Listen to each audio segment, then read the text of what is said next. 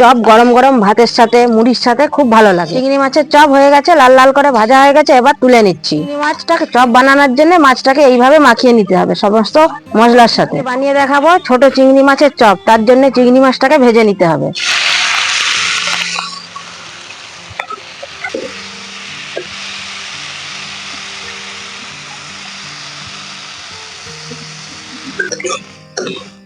মাছ ভাজা হয়ে গেছে, তুলে নিচ্ছি।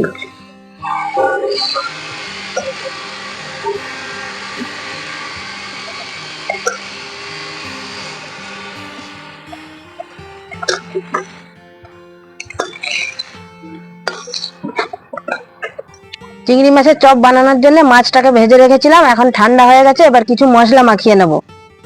পেঁয়াজ কুচি, রসুন বাটা, আদা বাটা, কাঁচা লঙ্কা কুচি, নুন, হলুদ গুঁড়ো, জিরে গুঁড়ো,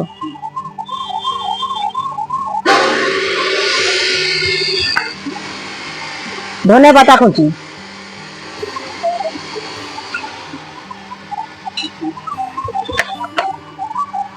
এবারে দিয়ে দেবো বেসন।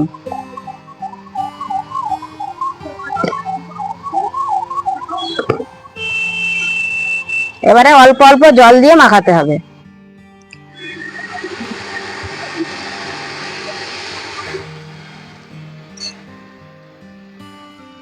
কড়াই তেল দিয়ে দিচ্ছি। আমি সাদা তেলে ভাজছি, আপনারা সরষের তেলেও ভাজতে পারেন, তবে সাদা তেলে ভাজলে টেস্টটা বেশি হয়।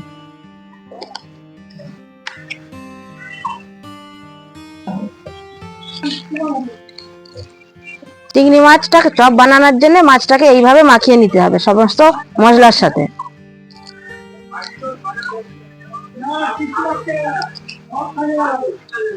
এবার তেল গরম হয়ে গেছে, চিংড়ি মাছের চপগুলোকে ভেজে নেব।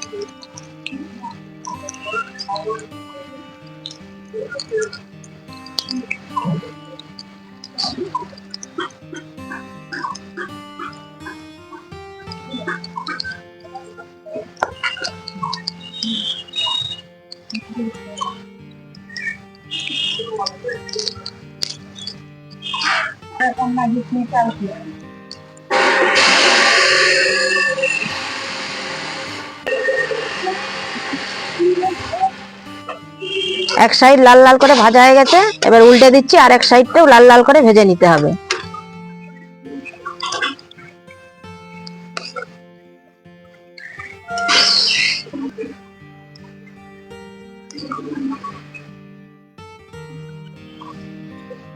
চিংড়ি মাছের চপ হয়ে গেছে, লাল লাল করে ভাজা হয়ে গেছে, এবার তুলে নিচ্ছি।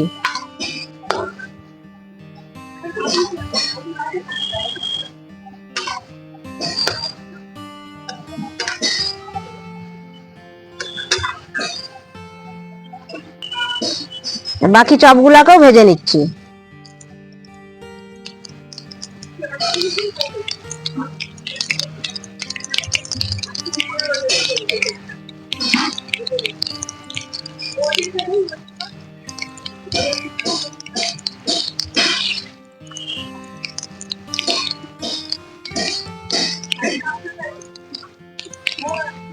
এই চিংড়ি মাছের চপ আপনারাও বাড়িতে বানিয়ে খাবেন, খেয়ে বলবেন কমেন্টে কেমন হয়েছে। আর এই চপ গরম গরম ভাতের সাথে মুড়ির সাথে খুব ভালো লাগে। গরম গরম ভাতের সাথে ডাল আর এই চপ থাকলে আর কিছুই লাগবে না। আপনারাও বাড়িতে বানিয়ে খেয়ে দেখবেন।